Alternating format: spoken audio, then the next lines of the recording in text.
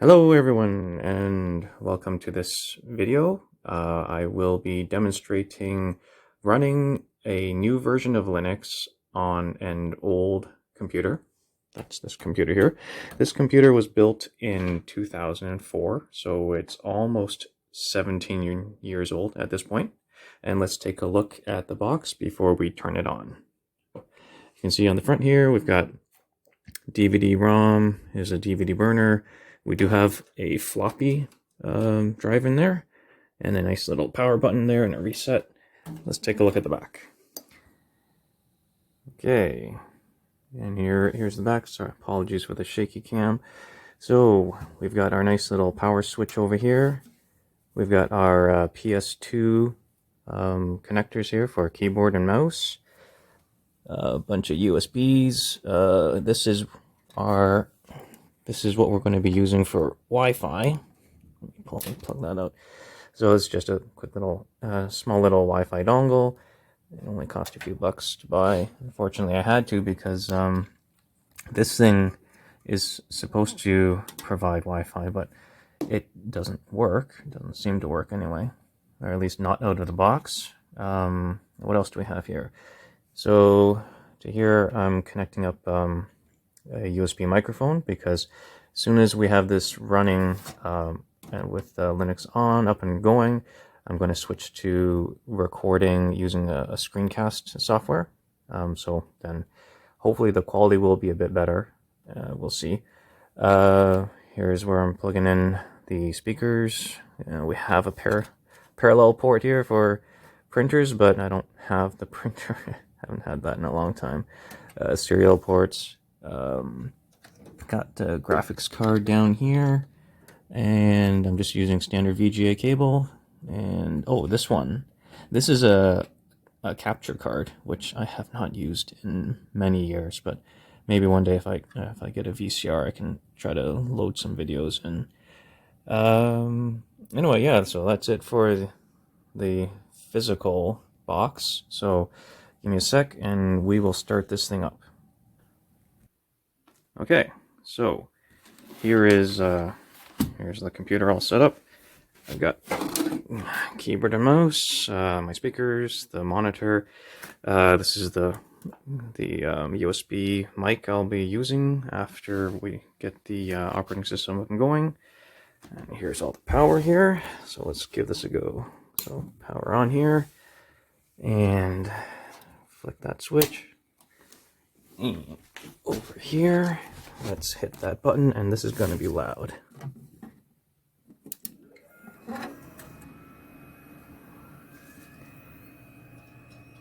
Okay, and now let me position this thing up. Let's see here. Where does this need to be?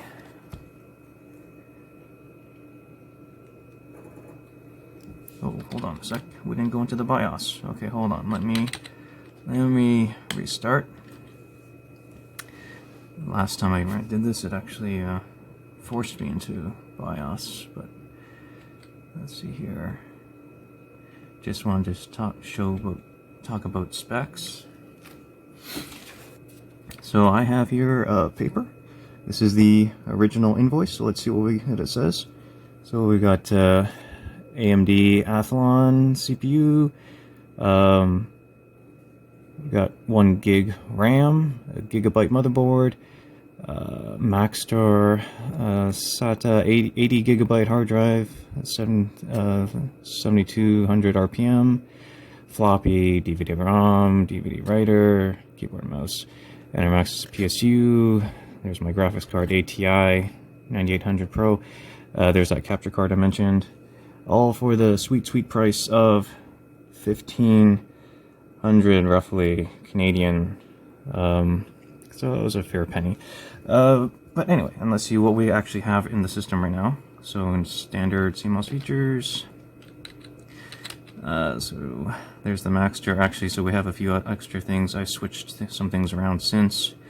So we have 2 hard drives in here. The entire operating system, so antiX, is fully loaded onto the first drive, and then we won't be making use of these, but thought I'd show you. And then course, here you can see I've got total memory 2,560 megs, so I did add additional memory. I scrounged some stuff up. I used to have another desktop computer, but I did get rid of that, but not before grabbing some pieces out. So anyway, that's what we've got. Let's let it run now. Go into GRUB, and then we'll see how fast this thing is to boot, to fully load into antiX. Okay, so again, antiX, I think it's antiX 19 point something, I can't remember the exact number right now. And yeah, so I've been working on, I installed it earlier this month. So here's GRUB, and I'll just let it go in. Okay, so now it's actually starting up. So to let you know, yeah, I started getting this system set up early February. It is now February the 20th. Some software, I think this was the base install, and there was a lot of stuff in there already without me having to touch anything. Some software I tried to install, and actually install I could, but run it I could not. So we'll go through those bits, those different things as I go through the demonstration. I did set it up to just automatically log in, so we should go straight to the antiX desktop. I did change the background, so it's not the standard background for antiX 19, but I chose to do that, switch it over so that it would be easier to see Conky over here, see things.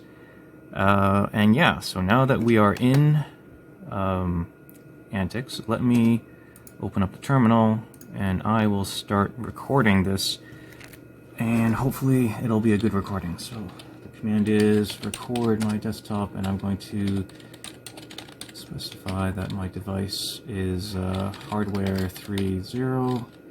That's for the USB. Okay. Alright, let's make the switch. And turning off this video. Okay, we are officially in business. So I think what we're going to start with today is looking at the browsers. So let's go to the applications menu, and I can talk this out a bit, and I'll just hold it at here for now. So you can see we've got a few. Chromium I had to install, but it doesn't actually work. Dillo, I don't. It came installed, but I don't like using it, so we're not going to demo that. Falcon I did install, but again it doesn't work. Firefox came with the base install, and it's slow, we'll see that. Lynx 2, I do enjoy using this one for light browsing, so we will be demoing that. Pale Moon, yeah, I had to install that, and it does work, but it is slow, but it's better than Firefox. SeaMonkey I couldn't get to work. Vivaldi didn't work either. So let's start by showing you the error messages I get for each one. So Chromium, I get this message here. Lacks support for SSE2 instruction set. So okay, yeah, that Chromium is out of the picture. So let's see all these other error messages. What was the other one? So I think it was Falcon. Actually, I think Falcon doesn't even show an error message. Oh, and by the way, so I am recording. It does reduce system performance a little bit, but not a huge amount. So if I wasn't recording, it would be ever so slightly faster, the various things that I'm doing, but not significantly so. So that's why I decided, okay, it would be better to have a slightly slower system performance, but then you'd be able to see the screen so much better. Anyway, you know what? I don't think there's much point in actually showing. Oh, sorry, I'm on the wrong screen. I don't think there's much point to show all the different error messages that come up. But actually, maybe one thing to point out is that depending on what it is, like I think Vivaldi doesn't give an error message at all. It just doesn't show up. So for a lot of these apps, I have to actually run it from the terminal. Vivaldi. Yeah, and I get illegal instruction, and I think that's similar with a lot of the other applications. So, alright, so let's actually start up a browser for real now. And what I thought I would do is I would start with Firefox, and we will just do some light browsing. So we'll start by looking at a website which I like to visit, tvtropes.org. Maybe you've heard of it. It's great. It's a great time killer. And what I'm going to do is for every single one of these applications that we're demoing. Okay, how do I do this again? There. Let's shift this off to the side. I'm going to bring it over, move it over so that we can see Conky. So we can see how much resources are being used. You can see as soon as okay, I need to hold down on that and drag that over. I think a little bit more. Okay, there we go. So Firefox is by far the worst of the three that I'll be showing today. Oh, oops. Ha! Sorry, I forgot. The one weird thing I haven't figured out yet is that the Wi-Fi doesn't it doesn't kick in. I have to manually turn it on, and I haven't really explored this too much. Why that is the case? Okay, hello again, and we are back.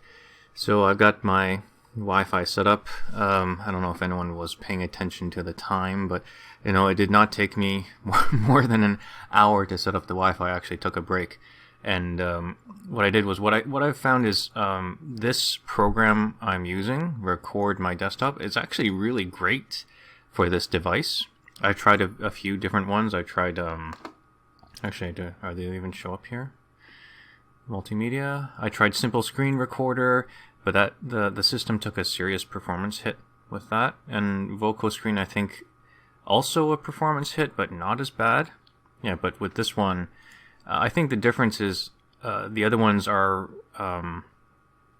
they're recording and saving to the file in real time. But with recordmydesktop, it appears that it's saving to some kind of temporary file, and then it does all of the encoding after the fact.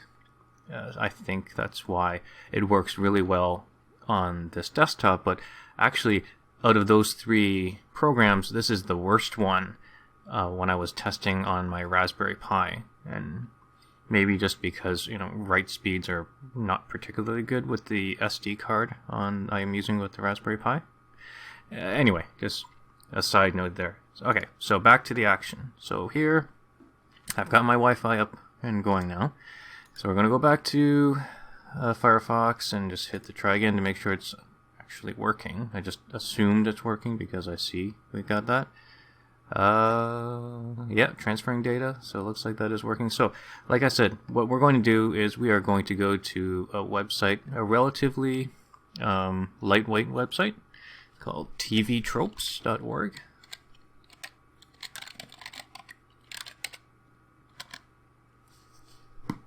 Later on, we'll be going to other sites. We'll be checking out YouTube. We'll be checking out how well it works with Gmail. And I'll be censoring a lot of stuff there, obviously. But just to hopefully it'll still get an idea of the speed.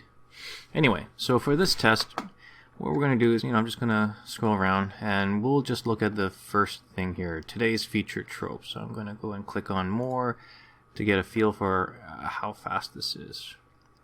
So, nice big pictures. When I use the mouse wheel, it's like a half second before it reacts, and it's not bad. Let me open up Films Live Action. Okay, that took a few seconds. And if I use page up or page down instead of the mouse wheel, so it's a little bit more sluggish than I would like, that's for sure. Let's try and click on one of these things. So let's go with Addams Family. Click on that. There we go. So it's not, it's not terrible. Definitely a lot slower than I would like, but not terrible. And then here's an embedded video. Oh, what just happened? Oh, tab just crashed. Okay, you know what? Good time to stop. So let's switch from here. I'll just close that. And you can see that, yeah, the CPU has been pretty high. Part of it might be because of the Screencast software, but I don't think so. Like I did notice before that Firefox was always causing a CPU to jump up. Okay, so next let's go with the lightweight option, which is links to. So I'm going to go into applications, internet, links to.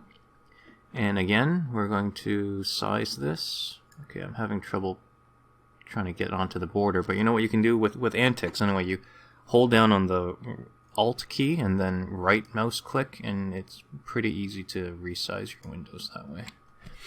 Okay, and now with links, I think it's press escape to get to here, or I think I could even just type G for go. Yeah, there we go. Okay, so I'm not sure if I need the HTTP in front. Let's just try that. Looks like it works. Great. Okay, sure. Alright, so as you can see, that was nice and fast. So I can use page up and page down, and it's definitely faster than Firefox, of course, because links to it doesn't have all of the you know, the JavaScript capabilities there. So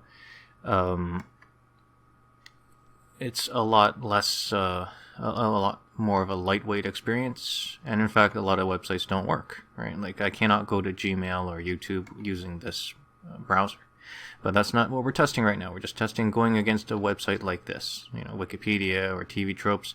So let me go ahead, so I can use my arrow keys up and down to navigate to the different tabs.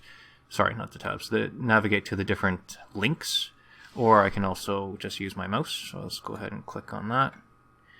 And this time I will use my keyboard to go around, and let's see what we can see here.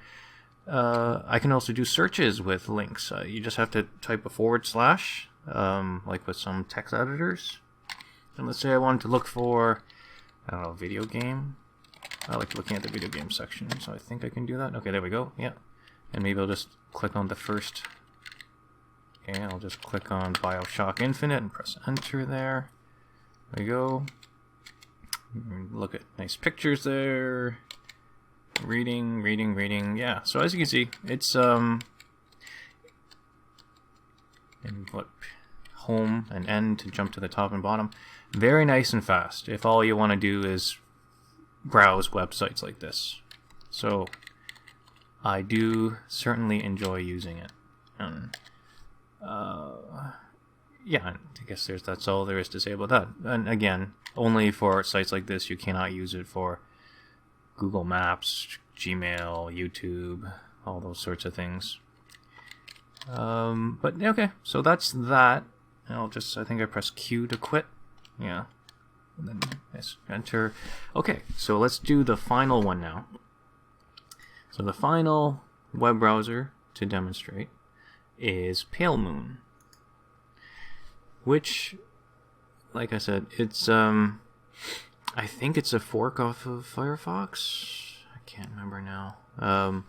But it does certainly appear to be faster than Firefox.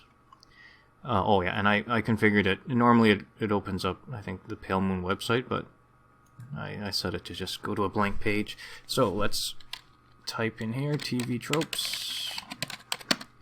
Go straight there. Okay, here we are. So let's try it out. Let's just do mouse wheel to scroll down. It seems, very similar to Firefox in terms of response. Selecting is fine. Let me try page up and page down. Yeah. Okay, that was very similar. It's a very similar feel, I'd say. But what I did notice, maybe not with this website, but with when we do go to Gmail or YouTube, I think we'll feel it more there. So here we go. Just browsing. Let me click this to open this up. Sure, that's not bad. You can click on Adam's Family. All right. So it's not bad. I would say, and like I already said at the start, it does feel better than Firefox. And really, so out of those, this seems to be the one to use if you want the full experience with JavaScript and all that stuff enabled. So this would be my go-to option for web browsing. So again, that's Pale Moon Browser. All right, so we've done that. We'll take a quick look at that. So next on the list is I want to talk about working with documents. So to do that, I guess now is where we're going to see how this responds to a site that requires a bit more of the JavaScript. And we'll see. Actually, so this is my personal Google Drive, so I will censor a lot, and again, hopefully you'll still be able to see enough that you can get a picture for how it feels like. I don't know how long I've been talking, but it's still loading right now. You can see down here it's saying transferring data from drive.google.com. Yeah, so this is taking a time. Partly could be because of my Wi-Fi connection. It's not fantastic. You know, I'm only using that dongle, which I bought I don't know how long ago. It's definitely not using the latest Wi-Fi standards, which I have a router that does N and AC, I think, but I think this dongle is only doing G. And plus, I'm relatively far from the router. Okay, there we go. I think it's starting to come up. Okay, so let me... Well, still not quite. I mean, I can see... Yeah, I'm actually fine with you guys seeing this part here. You know, I like to take some notes about things. So I have notes about how to use... Here, this one's video conferencing on the Raspberry Pi. But that's not what I wanted to use as a demo. We're in here so I can grab a document. I'm going to show it to you once it finishes loading. You can see we're maxed out on CPU, and we're still waiting now. I don't know. It's probably been... It feels like it's been 2 minutes already. Can I even start typing here? So I want to look for my Raspberry Pi recipe. There we go. Raspberry Pi. Okay, and there's definitely some items in there that I will need to censor. Okay, so now we are trying to open, and it is taking time. And this is a very good demonstration, I think, of what you can expect if you were to try to use, browse, and work with a modern website using an old computer like this. It just... I would say it's difficult to work with. And I would not choose to do it. But then again, we're only here to grab this file and see what it looks like here inside of Google Drive. So let's start by... let's just start by downloading. So I'm going to download 3 different versions of it. The Microsoft Word version. And then after that, the, I guess the PDF. Okay, so we're saving that. Yeah. And I'm saving that to downloads. Yes, okay. Save. Okay, so that's one saved. I think. Yeah, I think it's up there. Okay, so let's go back to here. File. Download. We're going to download Open Document format. I believe this is a native format for the Office software, the LibreOffice writer. Or I could be wrong, but I know it does work. And finally, let's download the PDF.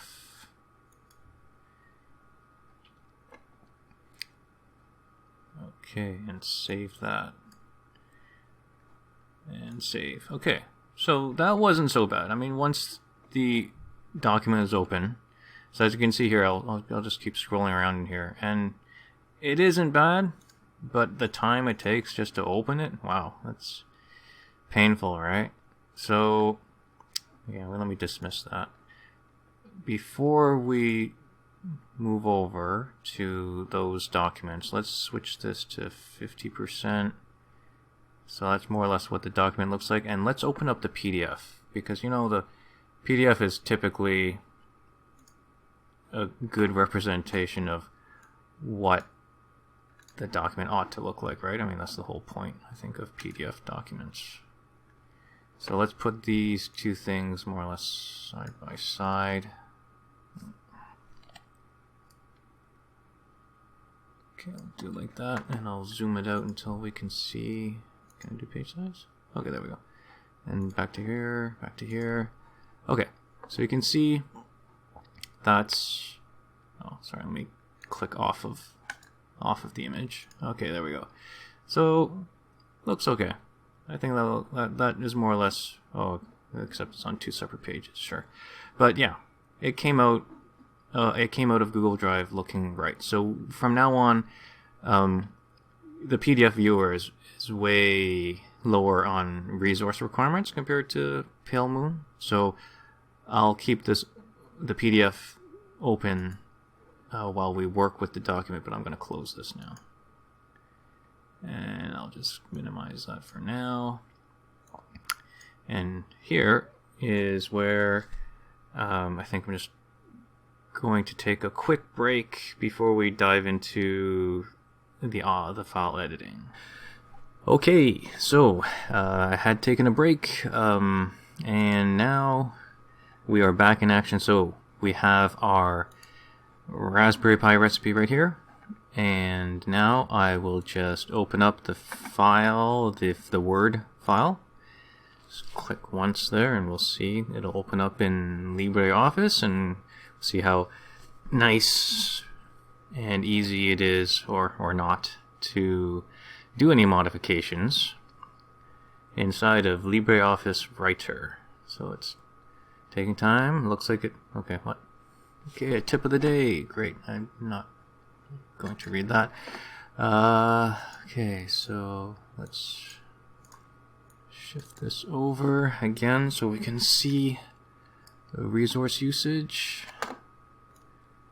Bring that back over to here, and let's bring this over some more. Okay. So, and let's just let it sit, and you can see first thing is that, yeah, it's not sucking up all of my CPU, which is great. I remember, yeah, when Firefox was on, I think it was 100% most of the time, even if I wasn't doing anything. So now let's try clicking around in here. Not bad. Okay, clicking, it's very responsive. As I scroll up, and oh, this is nice. Look at that. Okay, not with the picture, maybe not with the picture, but over here, it's almost instantaneous. So a very nice change of pace after going through that browsing experience. And let's try and do some edits. So let's change the title. Raspberry Pi. I'll just say Raspberry Pi recipe. Okay, that was a little bit slow. Let's see if I can, how easy it is to modify this. If I resize it. Okay. Go, yeah, that works. Let's try to, can I just try to, okay, that's for alignment. But what if I just, oh, can I just move it? I can't move it. I don't modify documents that often anymore. And I certainly, these days I'm using Word all the time, not LibreOffice. So actually, even in Word, I'm not sure how I do this. Let's see, what else could I do? Can I click on this and change the URL? Edit hyperlink. Let's just pretend it actually goes to Google. Sure, okay. That seemed to be okay. That didn't take too long. Do the same, press yes, because that one was great. Okay, more exclamation points, yes. Let's try changing that. Let's change the font. We want to make it bigger, because filling, it's all about the filling. Actually, no, it's not true. It's actually the crust is important too. But yeah, I think this is okay. What else would I want to do? Let's say I want to, okay, just, yeah, double click, triple click, select everything, change the color. Works nice. Let's try adding some more items. Took the pie out. Ate the pie. pooped the pie. No, maybe not pooped. Okay, alright. Okay, yeah. I mean, that works pretty well. Looks like I need to adjust. Can I... Oh, all the centering bits are here. Okay. Okay, remove indent. Yeah. Select everything. Maybe we don't need to know about directions specifically or something. I'd take that out, delete. Yeah, okay. Okay, I'm happy with that. Oh, but one thing I forgot was to compare it to the original, to the PDF to see what it looked like. Okay, let's see if there's a revert option. Okay, I don't see an option to revert changes or undo changes, so let's just close it. Don't save. And open it up again. Yeah, that was easy. Okay, and let's put it side by side. So let's do that. Oops, what's that? That's the wrong. That's the left mouse. Left mouse to move, right mouse to resize. Okay, so there, and this one, and where's the zoom option? Maybe I can just control and mouse wheel. That's what it usually is. Okay, that's working. Okay. Yeah, okay, actually a little bit up, a little bit bigger. Yeah, and we can see there, it looks pretty much exactly like the PDF, so that's good. And that was with the Word document format, the docx. So let's just close that and open up the ODT file. And I'm expecting it to be the same. Oh, oops, let me bring that down so we can see the usage here. And once again, we will expand this out. And I wonder, how do I reverse the zoom? I'm not actually seeing a zoom. Oh, it's probably view, right? View. User interface? No. I am not seeing. Oh, there it is, down there. Zoom. And 100%. Great. Okay, so let's see. So initial browsing through the document seems the same as with docx. I would not expect anything different. And let's look at. Oh, and how did it even? And let's zoom out again.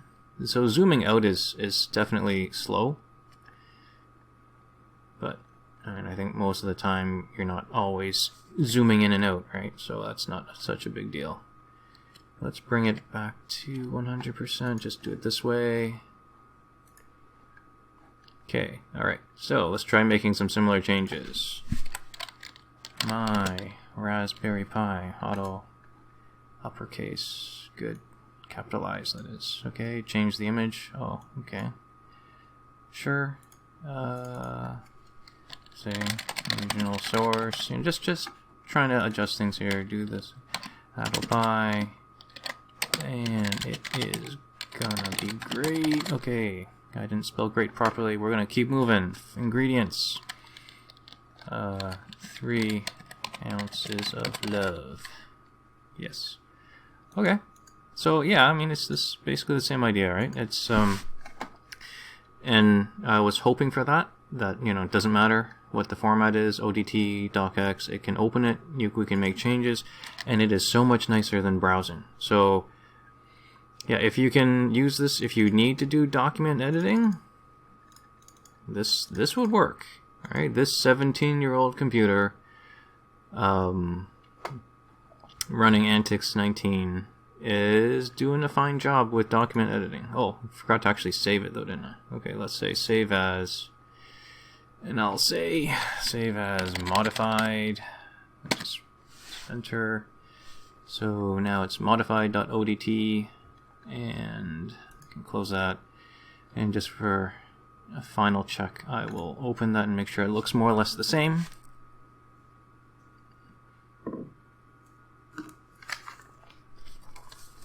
Yeah, and it does. Here's my spelling mistake. Gerard. Kind of looks like Gerald. Okay, great. So, we have looked at basic browsing. We have looked at working with documents. So next up is going to be YouTube. That'll be a fun one. Okay, give me 1 sec. I'm gonna what I'm doing here is just to make sure I don't run out of space or anything, or something goes wrong. I actually between these subjects I stop the recording and just let it generate the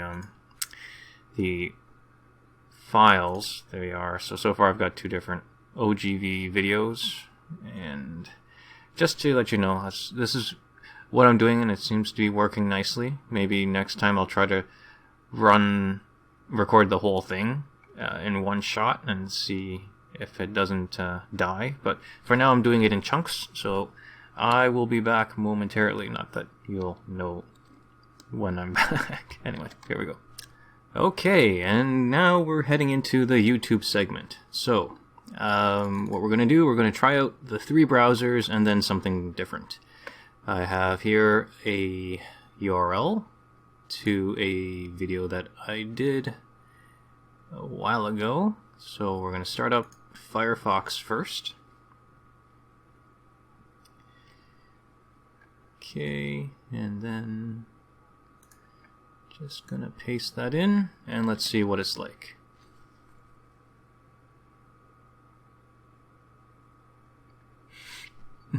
You can see CPU's maxed out already, and it is taking its time.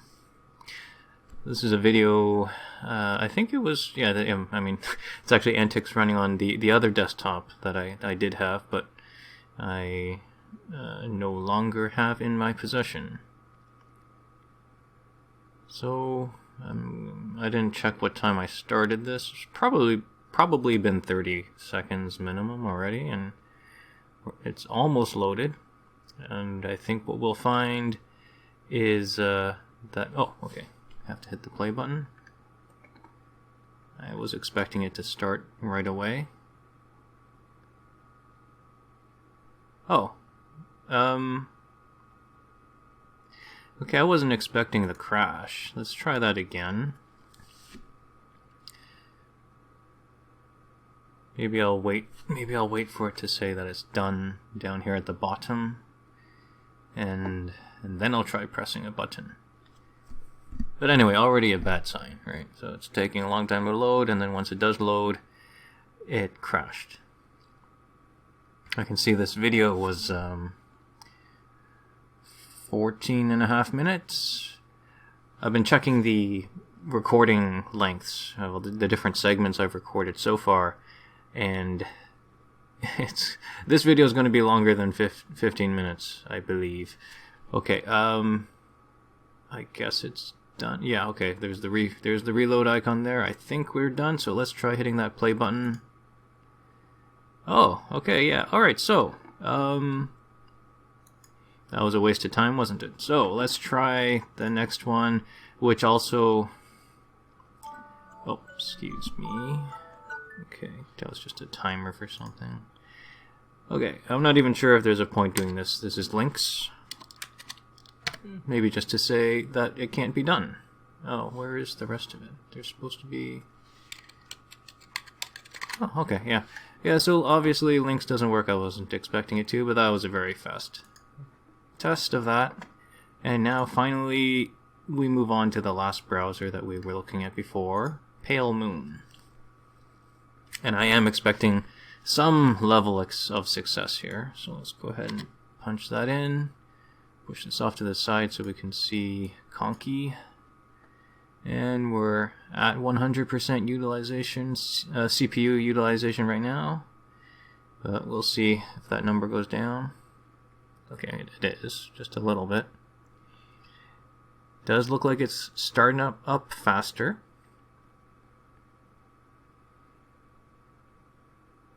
Hello, and welcome to this video. And it plays. Great. Running a new Linux operating system on a rather old computer. This is the old computer, if you can't tell. It was made in about 2001. It's got an Intel Pentium 4 1.6. So I don't know if you noticed, it took about 5 seconds for the user interface to show up. Where's that getting saved to? Getting saved. Oh, let's not put it there. Let's stick it in. I don't know what these icons mean. going to assume that means go up. Okay, up to home. To here, to documents, sure, okay. Let's try and stick it. Yeah, so okay, so let's talk about this. It does load relatively quickly. Let me rephrase that. It doesn't load that slowly. It plays at a very poor frame rate. It was looking like 5 frames, maybe 10 at the most, and it takes a long time for the interface to show up when you move your mouse around. So definitely not the best experience. So that's why we will not be using browsers for the rest of this. I'm going to close that, and I am going to open up a new terminal so we can see how well we can browse or search and play YouTube videos using mps-youtube. So this package, this application came pre-installed on it. What? You've exceeded your quota. Yeah, that's a problem with mps-youtube. If I can remember what the fix was, I think I have to go here and delete the cache. I am pretty sure I've already got I changed the API key to one of my personal keys, and I think that's what I'm doing right now. So I just need to redo the cache, and hopefully that fixes things. Okay, that looks like it worked. Yeah, and before we do that, let me mention also, so other people from one of my previous videos, they had suggested other programs that do exist here, like where was it? I thought, oh, maybe multimedia. Yeah, SMTube. SMTube was one of them, and what was the other one? gtk-youtube-viewer. Unfortunately, they don't work. SMTube, I couldn't. I mean, it opens, right? So it opens, but then I think when I tried to play it, it crashed. Let's see. I'm trying to click on stuff. Oh, actually, it is working, isn't it? Well, it wasn't working before. I gotta tell you. Okay, that's good. Oil? There's oil, we got a drill. Mario's having a bad day. Yeah. Okay, that's not bad. So it opens up in VLC. That's good. Oh, wait, what's going on here? This is the Lockpicking Lawyer, and what I have for you today. What's going on? Oh, maybe it was clicking on. Okay, let's click on a single thing. Oh, actually, or maybe let's try search, because I want to. Okay, let's see. Well, actually, if I can just search for the title that I had, I wonder if I'll find it. I hope I do find it. Is that not how this works? Press enter. Oh, maybe that was the problem. Yeah. Oh, because it's not popular. Yes, my videos are not popular. So I can't actually. Well, I suppose if I wanted to find a popular video, that would work. Yeah, I didn't actually research this. I thought it wasn't working. Okay, let's try something else. Let's see. What's popular? I don't know. Mandalorian. Mandalorian is popular. Mandalorian. Let's search for that. Okay. Are you kidding? Okay, well, I'm just going to stop it there. I wasn't expecting it to work, so we got something, but that might work better if I had taken more time to figure it out. Let's see about the other one, because maybe it's working now. It wasn't working before when I was testing it a few days ago. Is it supposed to... something's supposed to come up? I think I was having trouble from there, but if I ran it from a terminal, YouTube viewer, there we go. Yeah, because I had to set an environment variable, I think, for Perl. Okay, so let's try this. Let's see if I can just paste. Okay, let's just try saying antiX Linux, see how it comes up. Something went wrong. Yeah, I think this is more or less... Oops, right there.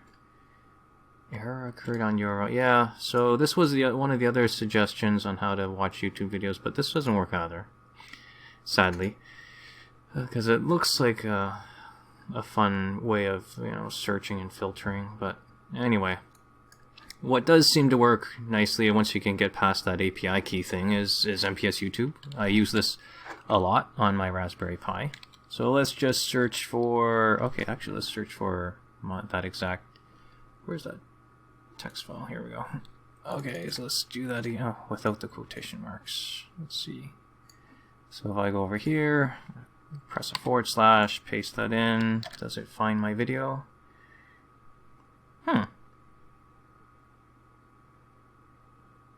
Okay, well, let's just search for something else. Let's search for antiX Linux. Anything? Oh, okay, let's do that first one. Number 1, antiX installation, and give that a go. You can see there it says 900 by 720. And oops, I was supposed to have this minimized, right? So we can see CPU. So that's 100%, but let's jump ahead. And maybe this one doesn't have sound, because I know there ought to be sound.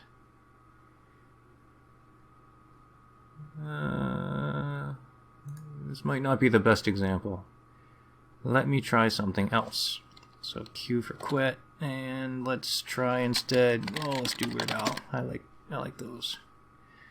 Amish Paradise. Let's take a look at that. This is a low quality one, and it's very loud. I'm going to turn that volume down on my speakers. You can see we're at 100%, and I'm just going to pause it there. I don't know. Yeah, that's nice. So, you know, within...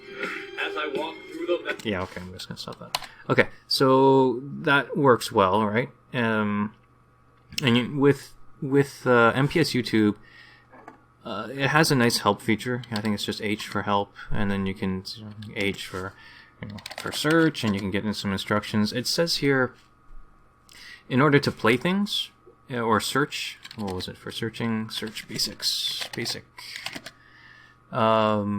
Yeah, so just a / to search for something. I thought I read somewhere that you could do 2 / and then search, and then you get playlists. But every time I try that, the program crashes. But anyway, the other nice thing is when you do a search, you can actually queue up a bunch of stuff.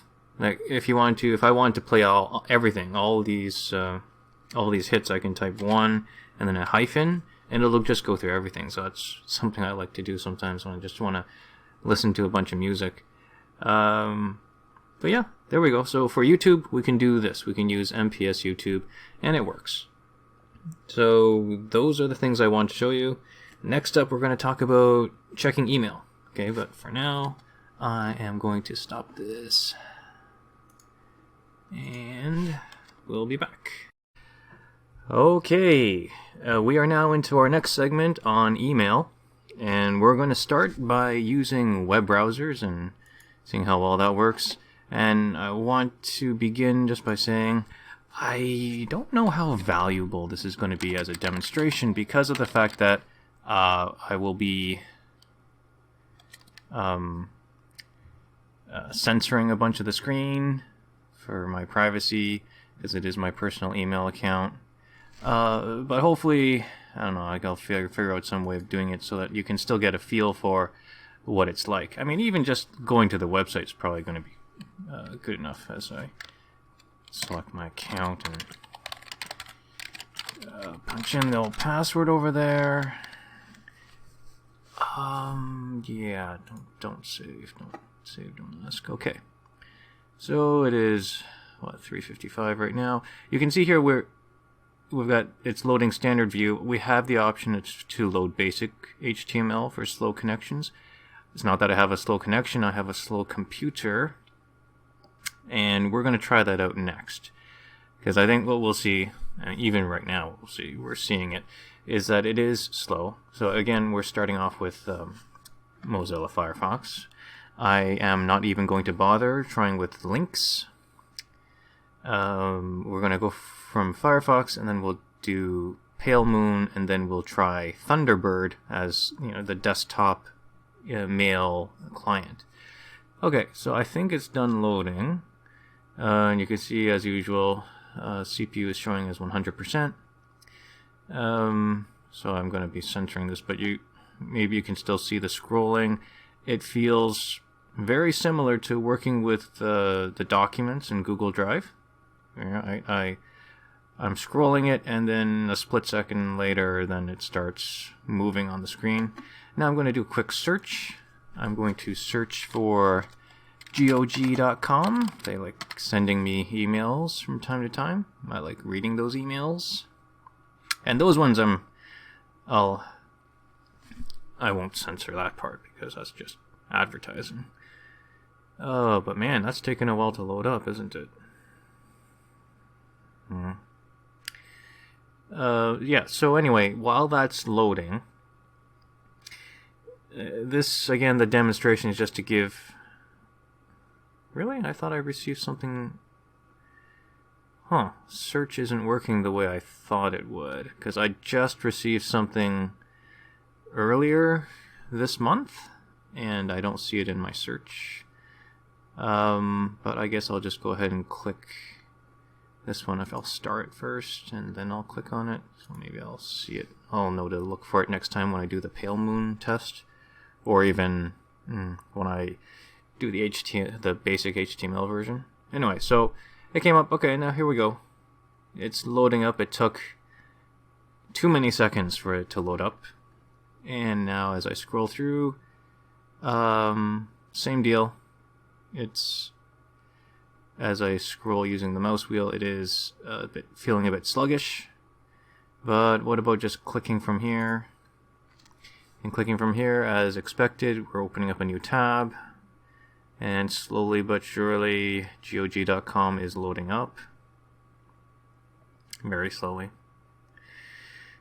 And there we go. So that's how email feels, working with Gmail. And if you use any other kind of web-based interface to access other mail, then I guess it would be a similar experience. I'm only testing Gmail here. But yeah, as we saw, it's not the best. Even searching, which Gmail is fantastic at, it felt really slow, too slow. So let's go ahead and do that again. I'm going to browse to gmail.com again, and this time I will do the other option if I see it popping up. I'm waiting to see that screen again. There it is. So I'm going to click Load Basic HTML this time. Well, it took a few seconds to... What? Let's hit the refresh. Maybe that'll do. Okay, and let's try that one more time. Load Basic HTML. And there we go. Okay. So it worked this time. And now we'll do the same thing. Okay, let's try just scrolling. Wow. Okay, so actually, even though we're using the basic HTML version, scrolling up and down through my emails is only just a little bit better. So, let's do that test. I'm going to do a search for GOG.com, press enter, and... Well, that was nice. That was really fast. That was good. Okay, and let's see, where was that starred item? I don't see the star, but it looks like it was, I think it was this one. Let's click on that. And yes, this is indeed the email. And yeah, it's still a little bit sluggish here. Just scrolling through. And if I click on the GOG.com icon, then it takes me to the website, and that's what you could expect using Firefox to access Gmail. So works, but feels a little slow. And yeah, but again, this is Firefox, so I wasn't expecting it to work well. Let's try Pale Moon. Same thing. We'll start by going to gmail.com and using the normal site, and then after that we'll try the slow, the basic HTML for slow connections. Okay, so this is definitely feels like it's loading. It got to this screen faster. And here we go. Everything's filling out, and it says it's done. Let me try scrolling through. Yeah, that actually feels more or less the same as Firefox. And I see CPU is 100%. With me just scrolling up and down. Alright. Okay, well, let's try the search test. So, gog.com, enter, and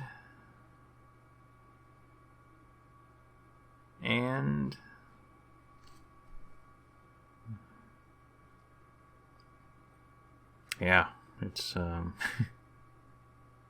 not any better. Not any better. Where was that? Where was that? Yeah, here I found it. Here it is.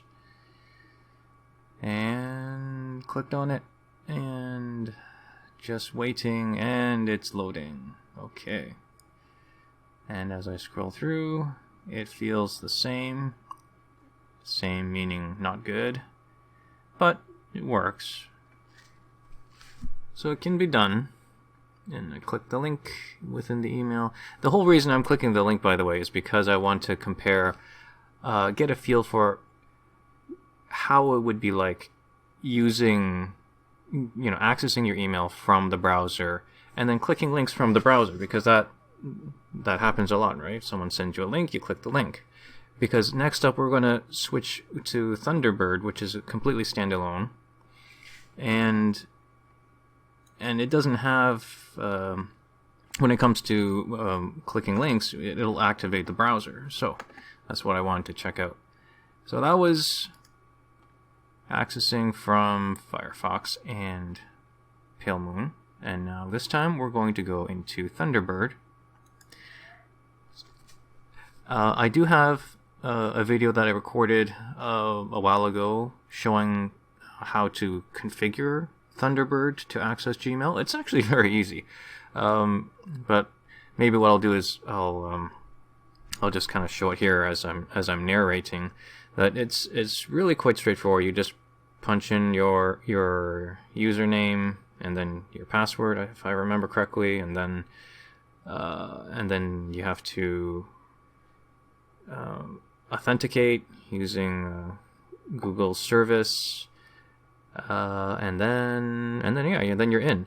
But what you have to do is, in order to make it feel nice and fast, and it's not downloading messages forever, if you have a large mailbox like I do, then you have to turn off the synchronization settings, which I don't remember showing that in the video, but I can point you guys there if you are interested in that. Actually, I think I'll probably just drop a link somewhere in the show notes. But anyway, so here we go. So here it is, and again, I'm looking at it without censoring, but I do plan on blurring or something as I'm going through. But hopefully, even with the blurring in action, you can see that this is much snappier compared to looking at Gmail. And we're not at 100% all the time. It's doing 70% right now. So yeah, it's pretty quick to go look at stuff. I'm gonna do that search now. I'm expecting it to work well.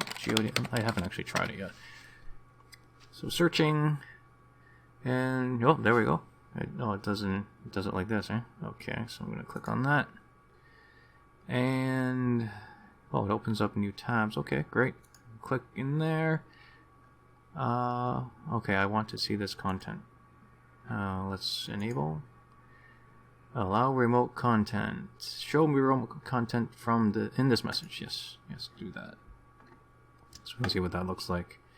And let's bring that up a little bit. And as we scroll through, so as I'm scrolling through, it feels about the same. So going through the messages, right? Going through your inbox is definitely faster. Searching works nicely. Reading the actual newsletter email in this example seems about the same as having done it in a web browser. But now let's see, what's the trade-off here? Because if I wanted to click a link, now it has to start up a browser. And I think I've configured Pale Moon. Yes, Pale Moon I've set up as my default browser. So how does that feel? So now I have two applications open. I've got Thunderbird open in the background, and now GOG is loading up on Pale Moon, and we are at 100%. Can I do things here? How's that feel? Well, it looks like, okay. It looks like it's still loading, even though it says done. But workable.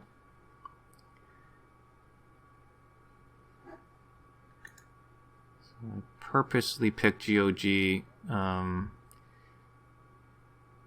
actually just because I figured it was a safe email that I could show in full. First thing I thought of. But yeah, this website isn't loading very well, is it? And they have a lot of stuff going on their website. But yeah, and close that. And now I think I am done with this email test.